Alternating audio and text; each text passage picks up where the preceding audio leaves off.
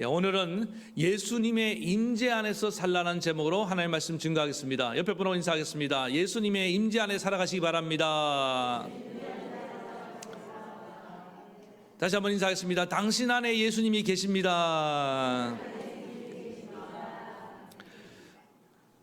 오늘날 많은 사람들이 어둠 가운데 방황하며 살아가는 것을 보게 됩니다.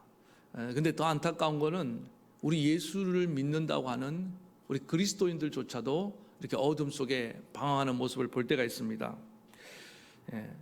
분명히 예수님께서 우리 가운데 빛으로 이렇게 찾아오셨고 우리 마음속에 빛을 비춰주셨음에도 불구하고 어둠 속에 사는 것 같다고 고백하는 분들을 볼 때 정말 안타까운 마음이 있습니다. 목사님, 저는 제 마음 가운데 아직 이런 답답한 마음이 있습니다. 불만이 가득 차 있습니다. 우울합니다. 제 안에 용서 못하고 미워하는 마음이 여전히 저를 힘들게 합니다. 저는 너무 불안합니다. 저는 이렇게 너무 쉽게 그 유혹에 넘어갈 때가 많습니다. 나 홀로 있을 때 저는 너무 외롭습니다. 이렇게 하소연하고 있는 분들이 생각보다 많이 있다는 것입니다. 우리 주님이 그런 우리의 모습을 바라본다고 한다면 얼마나 안타깝겠습니까? 여러분, 그런 자녀가 있을 때 바라보는 부모의 심정이 그러하듯이 우리 하나님도 우리를 굉장히 안타깝게 바라보신다고 생각합니다. 우리 예수님 분명히 오늘 이 세상에 빛으로 오셨습니다. 그 빛을 영접하는 자들에게는 하나님의 자녀가 되는 권세를 주셨다고 말씀하셨습니다. 빛의 자녀라는 거예요. 그럼 빛 가운데 살아가야 될 거 아닙니까? 근데 오늘 성경에 보니까 예수님이 이 세상에 이렇게 빛으로 오셨는데 자기 백성들의 땅에 오셨습니다. 유대인들은 하나님의 백성이에요. 그런데 그 빛을 경험해야 될 하나님의 백성들이 그 빛을 경험하지 못하고 이렇게 살게 되었습니다. 그 이유는 딱 하나입니다. 오늘 본문에 말씀하고 있는 것처럼 영접하는 자, 곧 그 아들의 이름 믿는 자에게는 하나님의 자녀가 되는 권세를 주셨다고 했는데 영접을 안 하는 거예요.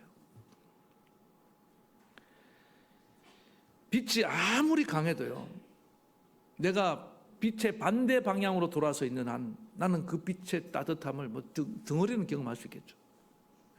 내 온몸으로 경험을 못합니다. 그림자밖에 안 보이는 거예요. 돌아서야 될 줄 믿습니다.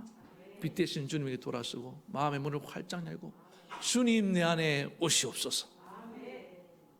근데 예수님 당시에 예수님의 그 가족들, 친인척들조차 예수님을 인정하지 않았습니다.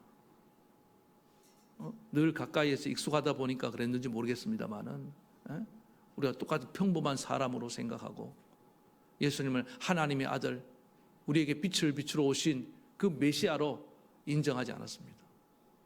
그랬더니 그들은 여전히 시기와 질투와 미움이라는 그 어둠에서 벗어나지 못했다는 것입니다. 예수님은 빛입니다. 태초부터 계셨고 지금도 우리 가운데 빛으로 임하고 계신 줄 믿습니다. 눈에 보이는 이런 태양빛이 아닙니다. 우리 영혼을 비추는 빛이십니다. 그래서 우리 영혼의 문, 마음의 문을, 영혼은 우리 마음 안에 있대요. 마음의 문을 활짝 열면 주님 우리 가운데 빛을 비추실 줄 믿습니다.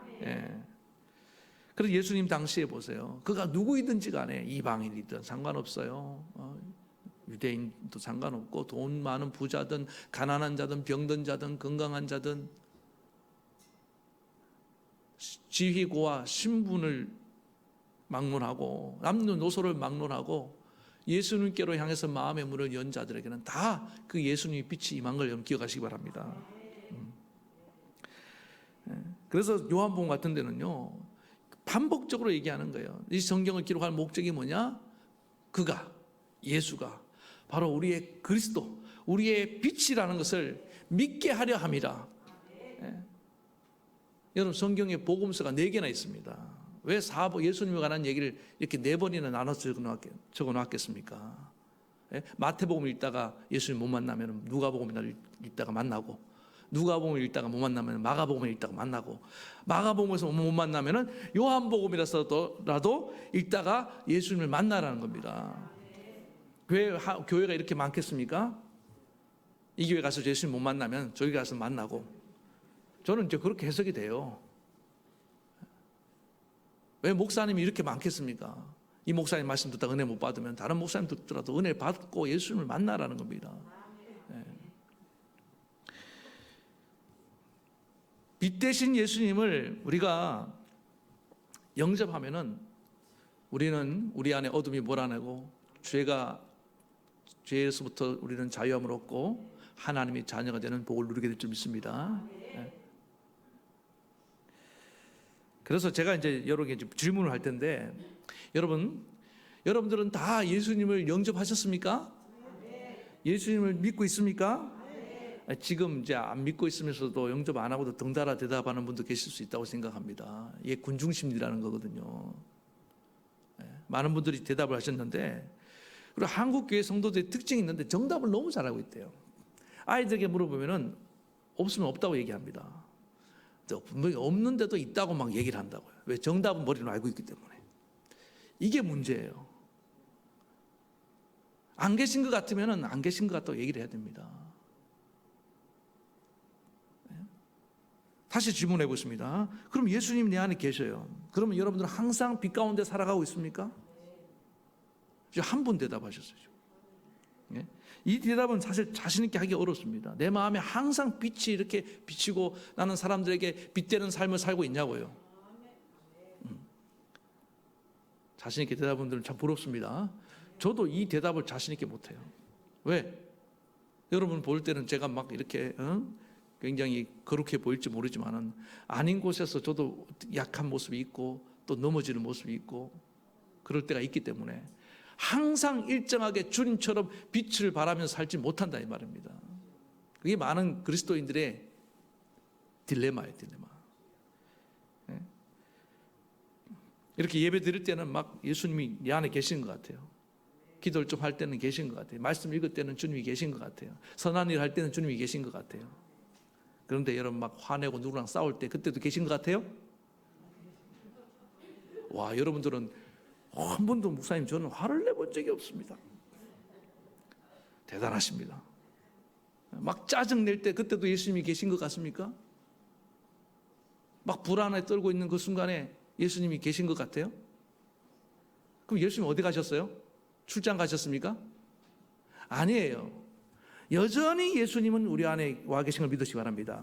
한번 영접한 예수님은 어디 가시지 않습니다. 내가 너를 떠나지 아니하리라.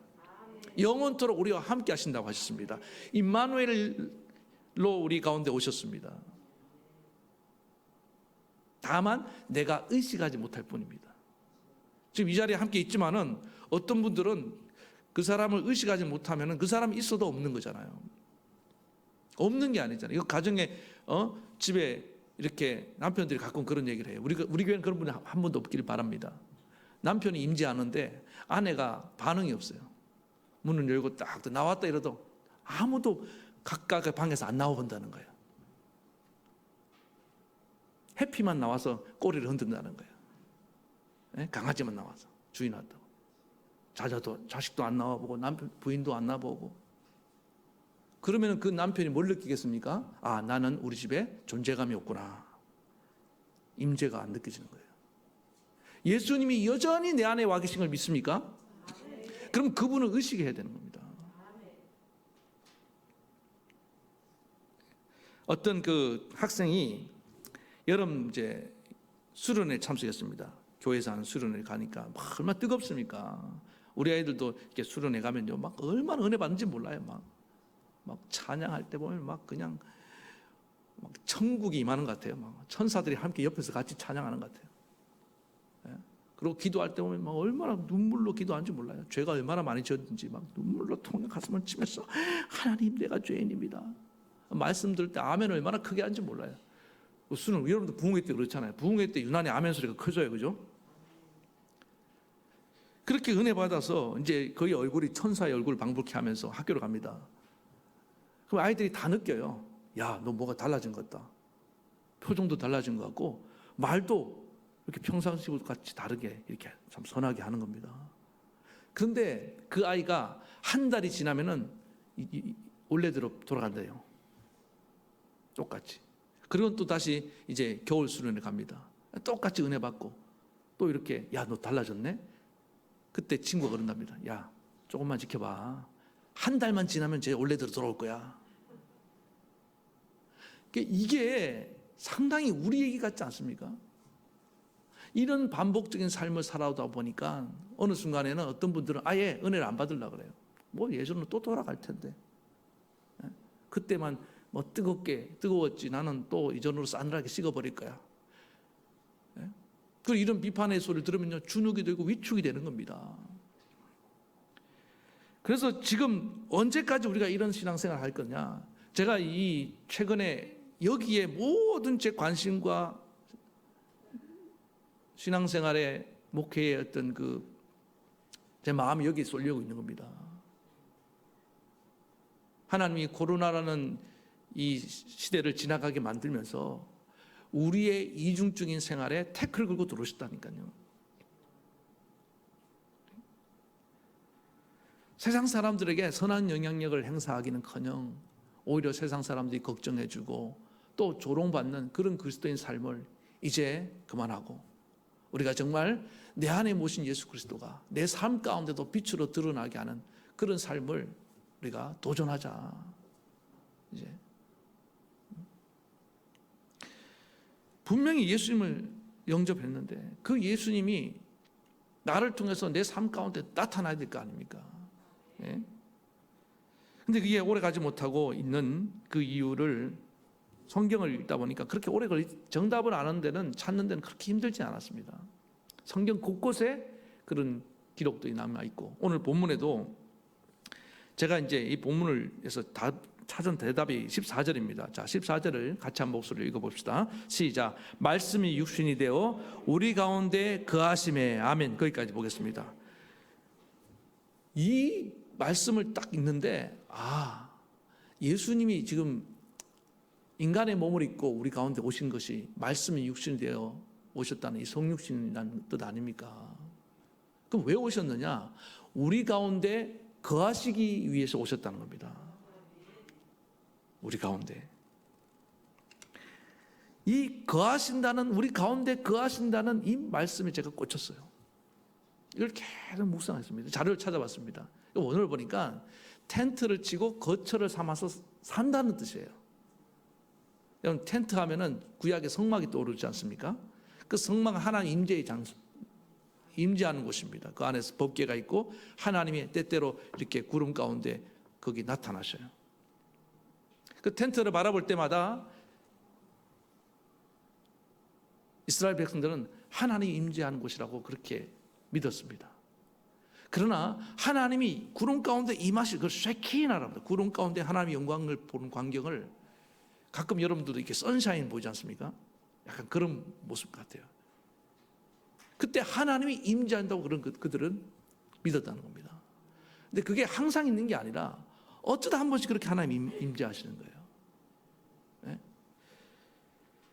그래서 그들은 그 성막이라는 것은 이스라엘 백성들 한가운데 있었습니다. 그래서 하나님이 우리와 함께 하신다. 이렇게 믿어라. 네? 그런데 이거는 차원이 다릅니다. 예수님 오신 것은 인간의 몸을 입고 우리 삶의 한복판에 찾아오신 겁니다. 그 텐트와 내 거처와의 거리는 좀 어느 정도 있잖아요. 그리고 그 텐트 안에 하나님 임하심들, 내가 지금 여기서 생활하는 거하고 무관할 수가 있지 않습니까? 외면하면 그만이잖아요. 그런데 예수님은 외면할 수가 없이 내 삶 한가운데 내 마음뿐만 아니라 내 옆에 내 주변에 내가 발걸음 닿는 모든 삶의 영역에 예수님이 찾아오셨다는 거예요. 어떤 학자는 이걸 어떻게 표현했냐면은 예수님이 우리의 삶을 뚫고 들어오신다는 거예요. 진입해 들어온다는 표현을 씁니다. 적극적으로, 능동적으로 우리 안에 들어오기를 원하신다는 겁니다.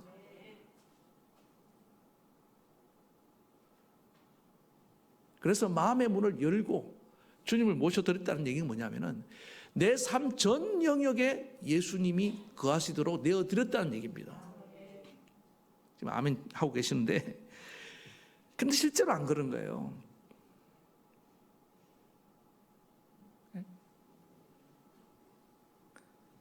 이스라엘 백성들이 왜 그렇게 자주 넘어지며 살할 수밖에 없었냐면은, 하나님이 임재하실 때는 하나님 임재하시고 막 두려워하고 하나님을 사랑하고 그렇게 나옵니다. 순종합니다.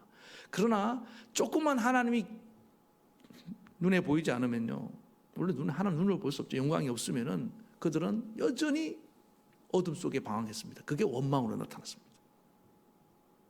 분명히 법궤는 함께 하고 있어요. 성막에 하나님은 계신다고 믿어요. 그러나 그들은 여전히 현실의 문제 앞에서 여지없이 무너지고 대적 앞에서 그들은 불안에 떠는 모습을 드러냈다 이 말입니다.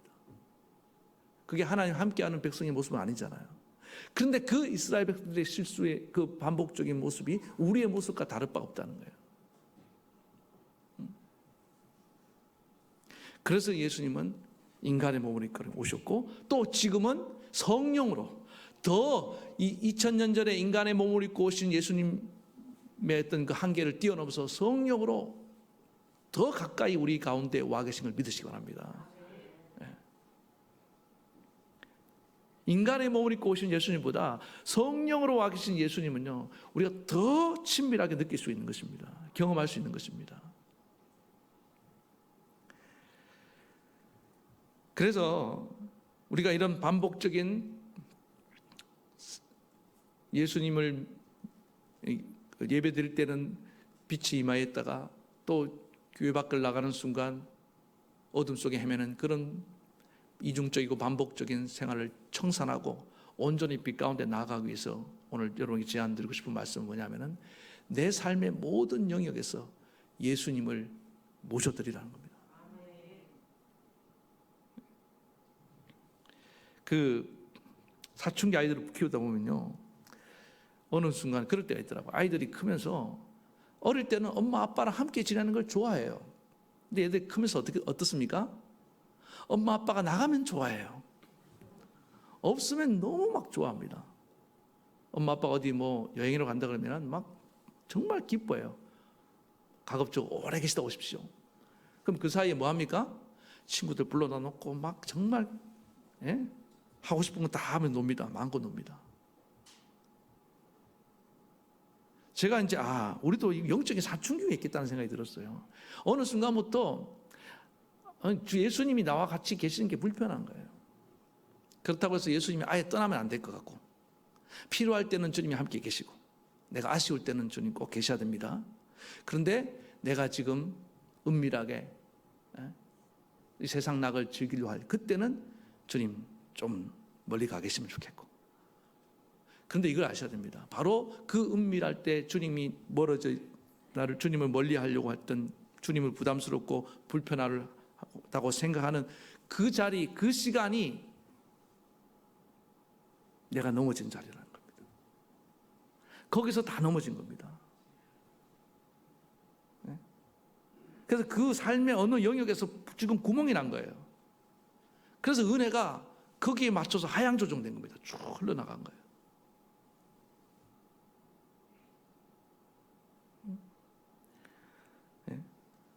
그래서 항상 내가 주님과 동행하고 주님의 은혜 안에 사는 것이 우리가 익숙하지 않습니다. 오늘 그 부분에 대해서 주님이 이제 문제 제기한 겁니다. 너 언제까지 그렇게 살 거냐?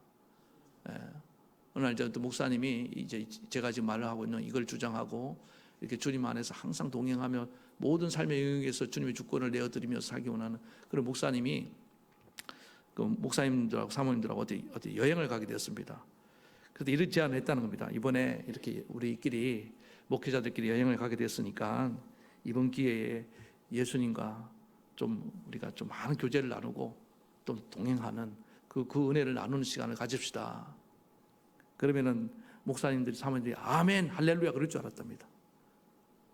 근데 뭐라고 얘기했냐면은 그 중에 한 사모님이 목사님 제발 이럴 때라도 좀 쉬게 해주세요. 이럴 때 아니면 언제가 우리 실수가 있습니까? 제발 내버려 두세요.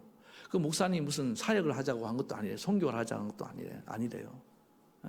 예수님과 함께하는 삶을 나누자고 했을 뿐인데 그때 깨달았답니다. 아, 이 많은 목사님들이, 사모님들이 예수님과 동행하는 것이 심히 무거운 짐이었구나. 불편했구나. 이게 이 목사님, 사모님만 이렇겠습니까? 지금 많은 분들이 종교적인 짐으로 느끼고 있는 분들이 많다는 겁니다. 그러니 어떻게 예수님이 내 안에서 빛으로 나타날 수 있겠습니까? 성경에서 빛이라고 하니까 빛이라고 그냥 할 뿐이에요. 내 삶의 어둠 속에서 나는 모든 그 어두운 부분이 남아있음에도 불구하고 거기에 빛을 비춰서 벗어나려고 하지 않습니다. 아니, 더 리얼하게 말씀드리면 그 어둠 속에 있는 걸 즐기고 있는 겁니다. 그걸 성경에서는 죄의 낙이라고 말하는 겁니다. 어떤 분들은 그 자기 상처 안에서 그냥 계속 그 어둠에서 갇혀서 나오려 하지 않아요. 그게 어떨 때는 권력이 되어 있습니다. 왜? 남들이 나한테 뭐라 하지 않으니까. 쟤는 원래 상처가 많으니까. 그렇게 자기를 합리화하면서 계속 우리는 그 안에 머물러 있기를 원하고 그 영역을 열고 주님의 빛을 받아들여야 됩니다. 그럼 주님은 들어오십니다. 볼지어다 내가 문 밖에 서서 문을 두드리노니 누구든지 마음의 문을 열면은, 그러니까 마음의 문을 열할 때는 모든 삶의 영역에서 다 마음을 열어야 됩니다. 내가 원하는 거 필요하면 선택적으로 마음을 여는 것이 아니고. 그래서 이 문제를, 그 문제를 주님과 함께 풀어가야 될 줄 믿습니다. 내 의지와 노력이 아니에요. 내 힘으로만 그걸 풀려고 하니까 안 되는 겁니다. 주님이 함께 해 주시옵소서.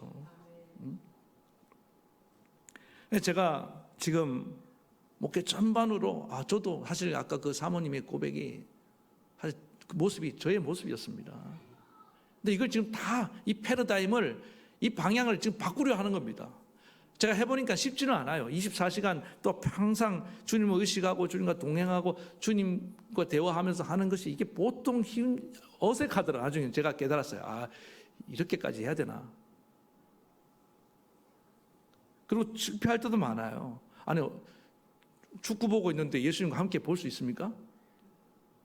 어제 그렇게 보신 분들 없잖아요. 그죠? 그런데도 안 돼도 해보려고 했어요. 예수님, 지금 누가 볼을 잡았습니다. 하려고 합니다.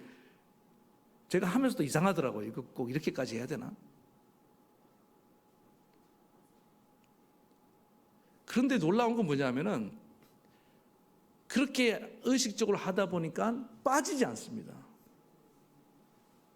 그냥 어떤 분들 보세요. 축구 보다가 축구에 푹 빠져갖고 못 나오는 분들.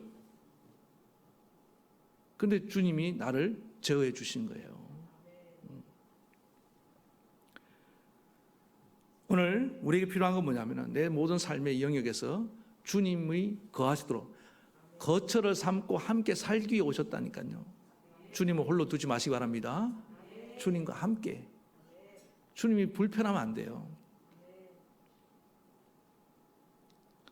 그래서 이렇게 생각을 바꾸고 내 삶 전체에 예수님이 함께 거하시도록 내어드리려고 저도 부단히 지금 애쓰고 있습니다. 어색하지만은 또 실패하지만은 제가 하고 있는데, 어느 교회에서 그 교회 교인들이 이렇게 모이기만 하면은 또 차를 타고 어디를 갈 때 대화를 하다가 우리 교회 성도님들은 제가 본 그런 분 별로 없어요. 말로 이렇게 너무 막 힘들게 하는, 남을 힘들게 하는 분 잘 없는데, 생각 없이 사실은요, 어떤 사람이 악의를 가지고 상대방의 상처를 주려고 그런 말을 하는 거 아닙니다. 고의적으로. 적어도 예수 믿는 사람들은 양심 있잖아요. 근데 무심코 내뱉은 한마디가 어떤 사람에게는 그게 돌멩이가 되어서 상처를 줄 때가 있습니다. 그렇지 않습니까? 시험이 될 때가 있다고요. 그런데 이런 이제 모든 삶의 영역에서 예수님과 함께하는 그런 훈련을 하면서 그 교회에 변화가 일어났는데, 어느 날 이제 차를 타고 가는데 교인 중에 한 분이 그랬다는 겁니다. 우리 가운데 예수님이 계십니다. 한번 따라합시다. 우리 가운데 예수님이 계십니다. 근데 그분이 그 대화 가운데 예수님이 계신 걸 느꼈습니다. 그리고 그 말을 한 이후부터 그 안에 대화가 완전히 바뀌더라는 겁니다. 이제 왜? 예수님이 여기서 우리 얘기를 듣고 있으니까. 여러분 실제로 한번 생각해 보세요. 예수님이 식탁에 앉아서 나의 대화를, 우리 가족의 대화를 듣고 있다. 예수님이 내 전화기를 지금 듣고 있다. 달라지지 않겠습니까? 근데 그 의식을 안 하는 거예요. 왜? 예수님은 이제 교회에다 잘 모셔놓고 왔기 때문에. 예수님이 날 따라올 리가 없어요. 그러면 마음속에 모시는 예수님은 어디 갑니까? 말이 안 되잖아요. 그러니까 우리가 이렇게 모순적인 삶을 살았기 때문에 그런 겁니다. 응? 여러분, 내 삶 모든 영역에 예수님을 모시고 살아가는 것은 우리에게 엄청난 유익이 되고 축복이 되는 걸 믿으시기 바랍니다. 예. 나의 가장 삶의 연약한 부분을요 보완해 주십니다. 이제 그것 때문에 너무 잘 안 넘어지게 만들어 주셔요. 실제로 놀라운 변화가 일어난 제가 예를 하나 드릴게요. 어떤 그 어머님이 이제 교회 집사님 같은데 사춘기 남자아이를 둘 두고 있었답니다. 근데 이 교회에서도 이렇게 우리가 하루 종일 예수님과 이제 함께하며 살아야 됩니다. 교회에서만 함께하지 말고 생활 속에서도 함께하는 그런 연습을 하시기 바랍니다. 그래서 이제 그 교회는 이제 일기를 쓴대요. 그 이름이 들어보신 분도 계시는데 예수님과 함께하는 그런 일기를 썼는데 첫날 이제 하루 그 일기를 쓰고 이제 마음을 결심을 했는데 그날이 아이들이 방학하는 날이었답니다.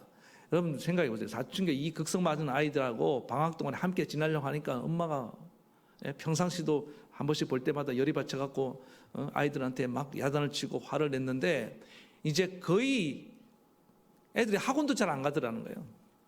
하루 종일 집에서 엄마랑 같이 있어야 되는데 벌써 그 생각하니까 뒷골이 땡기고 막 힘들더라는 거예요. 그런데 지금 달라진 게 뭐냐면은 예수님이 함께 하시잖아요. 그래서 애들 보면서 예전처럼 막 화를 내려고 하는데 순간 예수님이 보이더라는 거예요.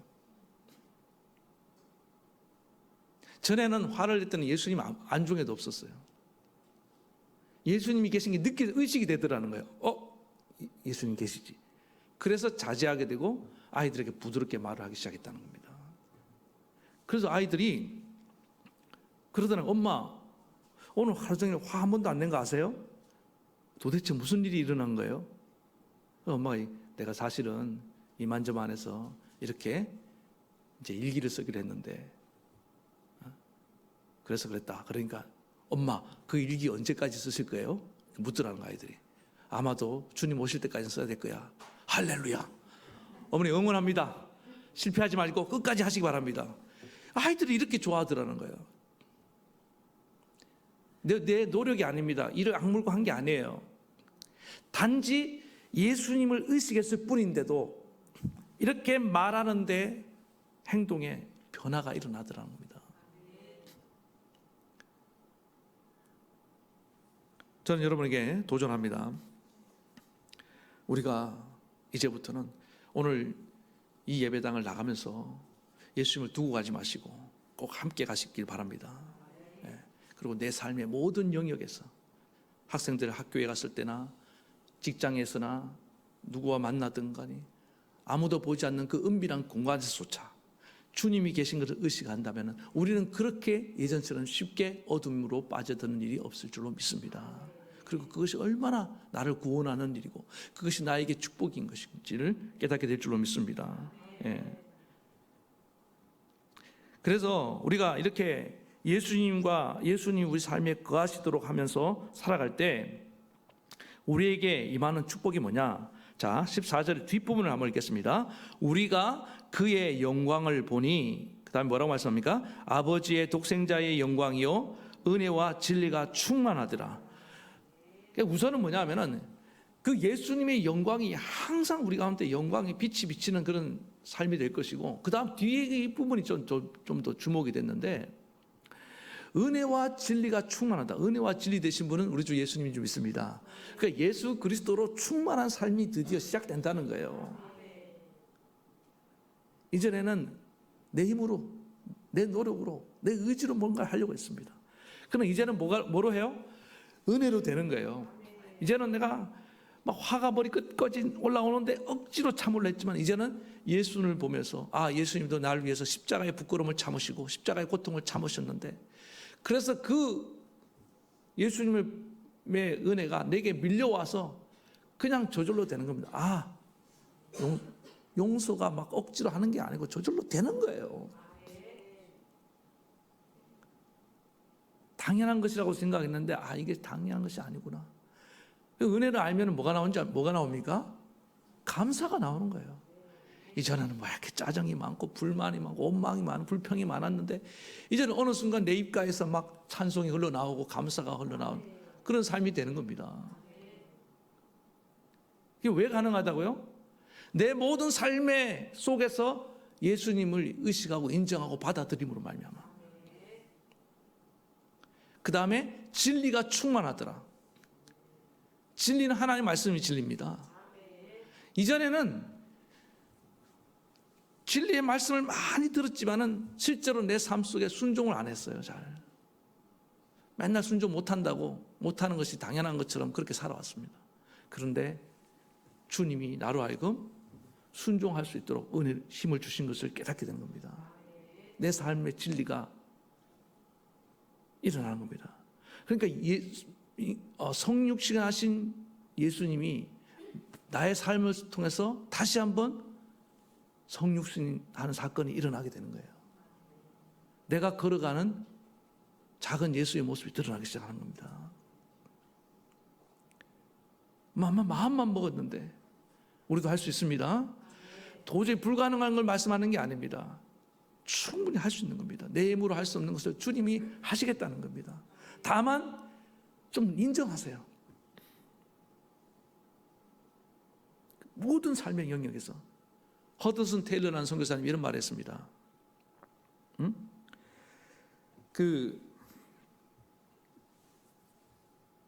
내 삶의 모든 영역에서 예수님을 인정하지 않으면 우리는 예수님을 나의 주인으로 인정하지 않는 것이다. 그러니까 한 부분에서만 예수님을 인정하는 분들은 예수님을 나의 주인으로 인정하지 않는다는 거예요. 그동안 우리가 얼마나 선택적으로 내 삶을 열어드렸습니까? 주님은 내 삶에 항상 깊숙이 은밀한 곳까지 함께 거하시기를 원하신 것을 기억하시기 바랍니다. 그래서 그 주님과 동행하면서 날마다 주의 영광이 나타나고 또 은혜와 진리가 충만한 그런 삶이 되기 바랍니다. 이번 성탄 시즌에 그래서 여러분이 좀 제안하고 싶은 게 그거예요.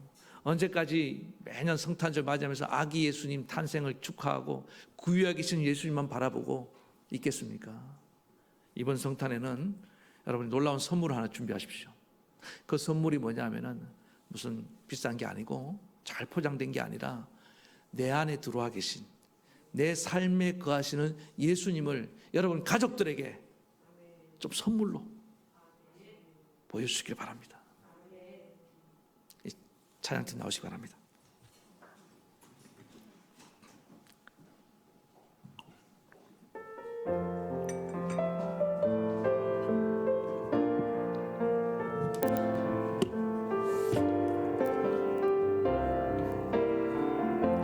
마음이 상한 자를 고치시는 주님 하늘의 아버지 날 주관하소서 주의 길로 인도하사 자유케 하소서 새 일을 행하사 분케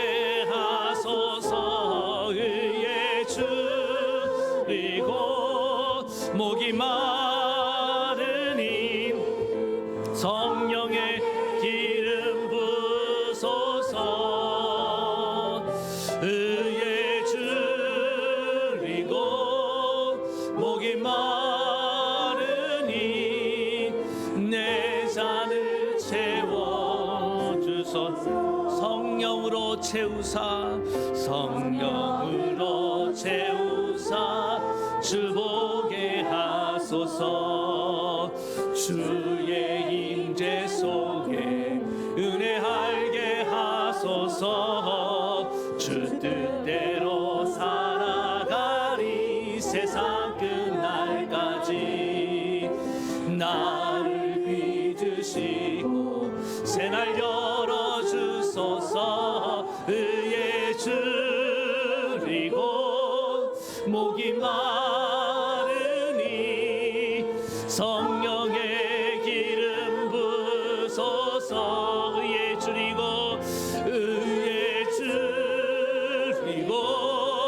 목이 마르니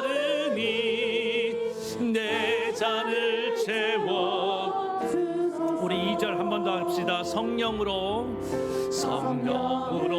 채우사 주보게 하소서. 주의 임재 속에 은혜 알게 하소서. 주 뜻대로 살아가리 세상 끝날까지. 나를 빚으시고 새날 열어주소서. 의에 줄이고 목이 마르니 성령의 기름 부서. 의에 줄이고 목이 마르니 내 산을 채워주소서. 우리 사랑하는 성도 여러분, 잠시 동안 묵상하겠습니다.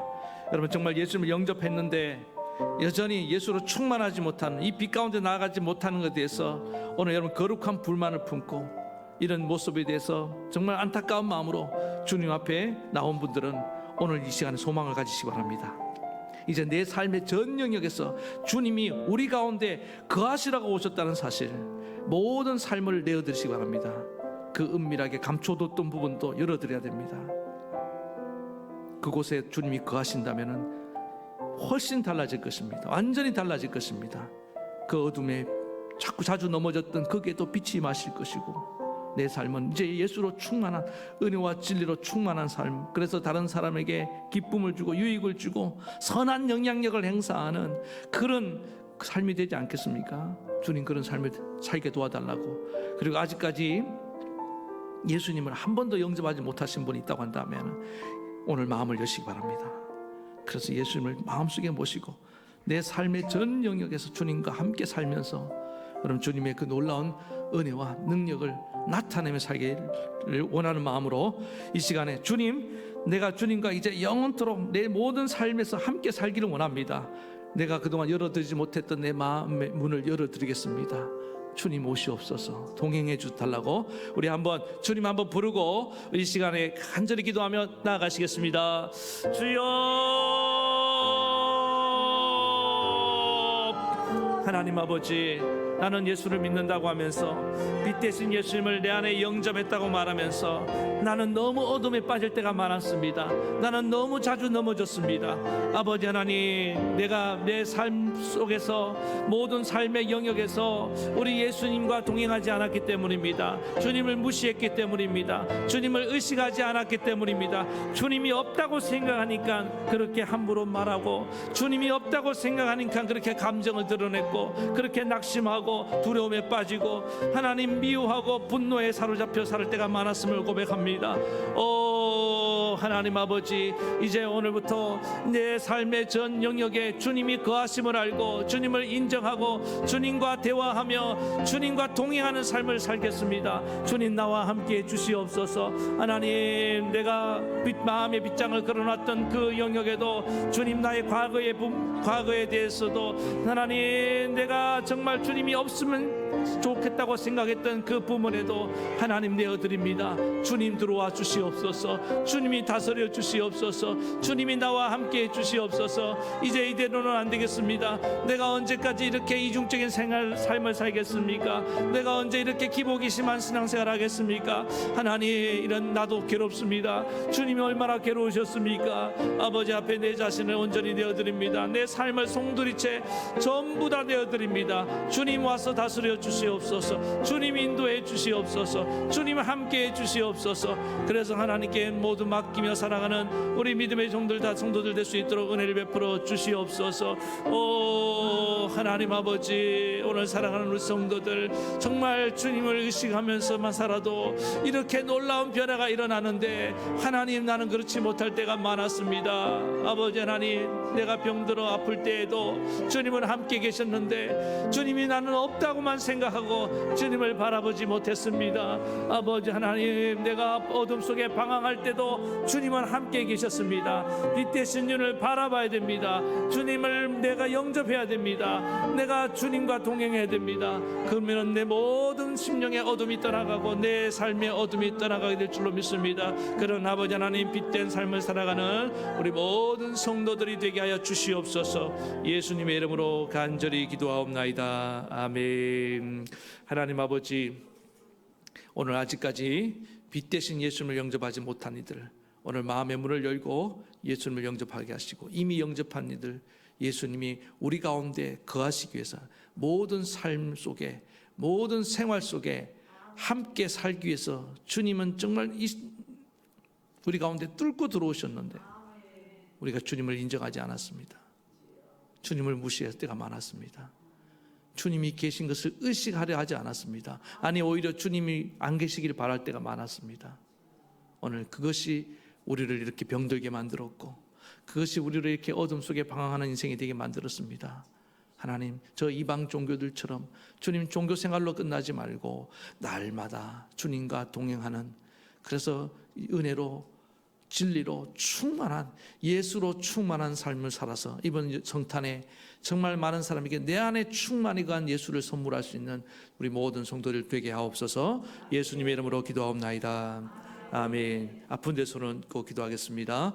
주님, 오늘도 이 시간에 병든 자에게 손을 얹고 기도하라고 하셨고, 주님 병든 자에게 손을 얹은 적 나으리라 하셨습니다. 이 손은 나의 손이 아니라 내 안에 계신 주님의 손입니다. 주님이 내게 손을 얹었습니다. 주님의 치료의 은혜가 내게 임할 줄로 믿습니다. 제가 채찍에 맞음으로, 우리 예수 그리스도가 채찍에 맞음으로 너희는 나음을 얻었나니, 주님 나의 마음을 고쳐주시옵소서. 주님 내 병든 몸을 고쳐주시옵소서. 주님, 주님이 고치시면 나을 줄로 믿습니다. 주님 치유함을 받고 주님께 영광 돌리게 하시옵소서. 나를 고쳐주시니 감사하며 우리 자녀를 고쳐주시면 감사하며 예수님의 이름으로 기도하옵나이다. 아멘. 이제는 우리 주 예수 그리스도의 크신 은혜와 하나님 아버지의 만극하신 사랑하심과 성령의 감동, 감화, 교통, 위로의 역사하심이 내 모든 삶을 생활 속에 예수님을 주인으로 모시고 주님과 동행하며 예수로 충만한 삶을 살기를 원하는 사랑하는 모든 성도들 머리 위에 저들의 가정과 자녀와 세운과 이 나라 이 민족에까지 영원토록 함께하옵시기를 간절히 축원하옵나이다. 아멘.